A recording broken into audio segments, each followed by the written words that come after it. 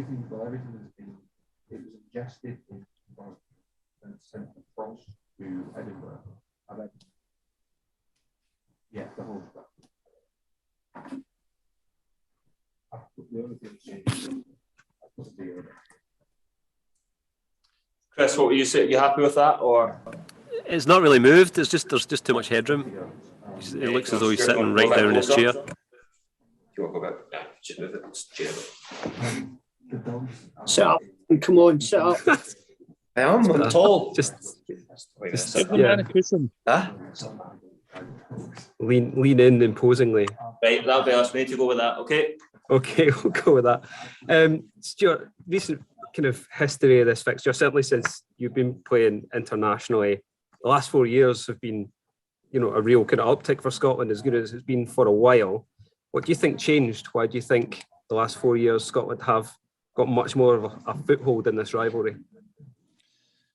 I think that the main thing for us is that we've got a good amount of competition to pick from now. I think for the last number of years we've had boys that whenever they've came into the Scotland squad, they've done a job and gained some valuable experience, and it makes it a lot tougher for coaches to pick. And I think it encourages boys to get better individually. They get a little taste of international rugby, the international environment, and it's somewhere they want to be all the time. So I think it starts first with individual. I think we've got every year we seem to be adding a new coach that's added their little bits and pieces to the squad. And I think right now we've got one, if not the best coaching sides we could pick from. So as I say, it's something that we pride ourselves on as our defence, and I think Steve Tandy is the best defence coach in world rugby.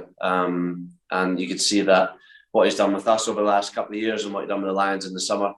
To have him in our squad is massive. And Abi Zonga coming into the squad this season added little bits and pieces as well. So yeah, the boys are learning valuable experience. They're learning new things on and off the field. And ultimately it's making us all stronger. During that run when England were on top, they were winning this fixture home and away. Was there ever an apprehension about coming into this fixture?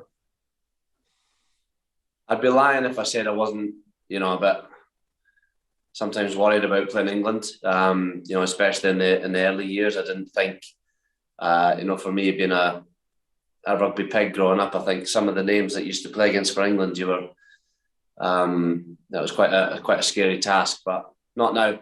Not now. I think for me, I truly believe in the ability of myself and the ability of the squad that we can go out there and win. And it's shown over the last 4 years or so. So, I think we view England as the same as every other team. We respect them highly, individually, collectively. They're one of the best sides in world rugby. But we know we can compete with them. So that's the exciting thing about our squad. We get excited about this fixture. We get excited about the challenge. And yeah, it's a good one to be involved in. Cheers, Stuart. Good luck. Thank you. Stuart, so do you sense, you mentioned that how your mindset has changed going into this game. Do you feel like that's the same for the whole squad, that there is no fear at all, that's helped in the past couple of years? Yeah, massively. I think for us, the big focus we have early on in the week is, analysing our opposition and seeing where their strengths and opportunities lie. But towards the end of the week, it's very much concentrating on ourselves and making sure that we get our things right. Because if we worry too much on opposition, then sometimes we'll come unstuck because don't know what we're doing. But we've got an identity where we want to be really, really strong in defence. We want to express ourselves in attack. As I say, the focus, especially towards the end of the week, is very much on ourselves. And you'll talk about the coaching and how it's, the little bits are added every year. I know you've spoken about what Ben Scott has done for you individually. Collectively, what has he done for the squad as a whole? And is that maybe a kind of aspect of sport, rugby, that was maybe overlooked a few years ago? I think for me, I can't speak on behalf of what he's done for other boys, because at the end of the day, it's none of my business. But I know what he's done for me has been absolutely incredible. And We have regular meetings with Ben as a squad on how we can,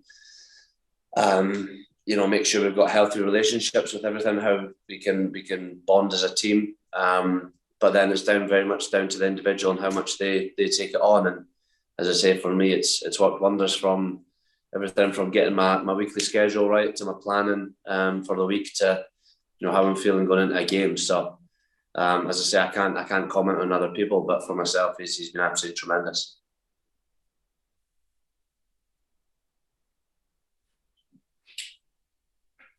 Stuart, how are the confidence levels having this fixture at home in Murrayfield and with full crowds, especially compared to last year? Look, we're absolutely buzzing to be back at BT Murrayfield. I think for us to show what we're about in front of a packed out stadium is exactly what everybody wants. It was a bit, last year was awesome to still be playing. We were very, very privileged to still be playing and doing what we love. But it's not the same when there's nobody sitting there watching. I think for us, we get the backing of our home fans tomorrow, and hopefully that we give them a lot to cheer about. Confidence levels, look, we're confident in what we're going to do. We're confident that the challenges that England are going to chuck at us, we can deal with. It's just about going out there and executing it to the best we possibly can. Look, England are an absolutely phenomenal side. They've got some quality players. A few of my Exeter mates are in there. So yeah, we're excited for the challenge. And how important is it to have the full capacity crowd there? Oh, hugely important. Hugely important. I think, as I said, rugby's not the same when they're not there. For me, there's no better feeling than when you go to BT Murrayfield, you belt out your national anthem, and hopefully pick up a win. So here's hoping we can do exactly that and kick off our campaign in the best possible way. Best of luck. Thank you. Thank you. Anyone else from broadcast? Great. If we can move on to written now, please. Sorry, can I just jump in, Michael? Sorry, I didn't hear you there. No problem. Stuart, can I ask you, were you surprised to hear Eddie Jones say that you guys were red hot favourites and all the pressure was on Scotland going into this?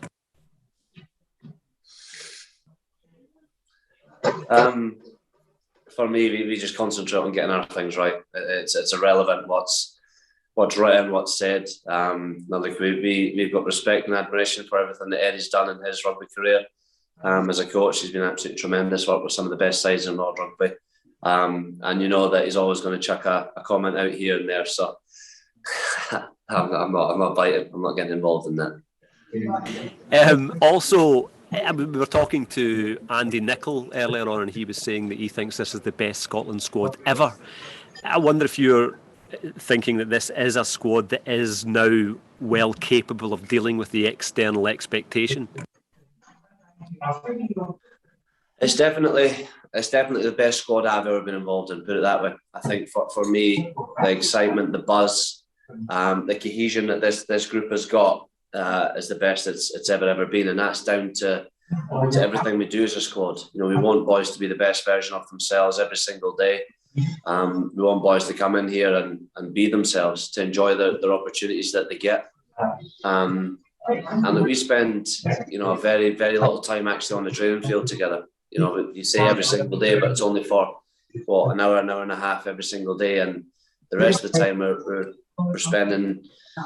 spending time together, whether that be playing cards, just having conversations, learning more about each other, and I speak volumes for what happens on the field. So it's definitely an environment and a squad that has been the best it's ever been in terms of the 10 years that I've been involved. Appreciate that. Cheers. Thank you. Last question in the broadcast section from Julian, please. Yeah. Hello, Stuart. Can you hear me? Sorry. Yeah. As Anthony Seibold was talking earlier about the problem of trying to defend against Finn Russell and the way he plays, as someone who's actually had the experience both playing with Finn and against Finn, what, in your view, makes him so special and such a difficult customer?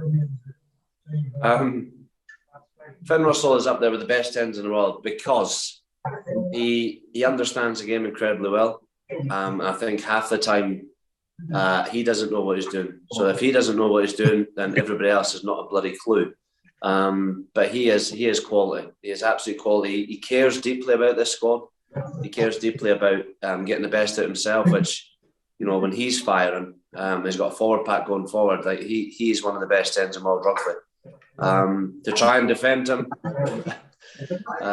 look, I'm sure England will have a strategy to try and keep him quiet, but I'm sure he'll find ways in around that to have a big impact in that game. And for me to have the opportunity to play outside Finn is absolutely incredible. And as I say, hopefully tomorrow he's on song.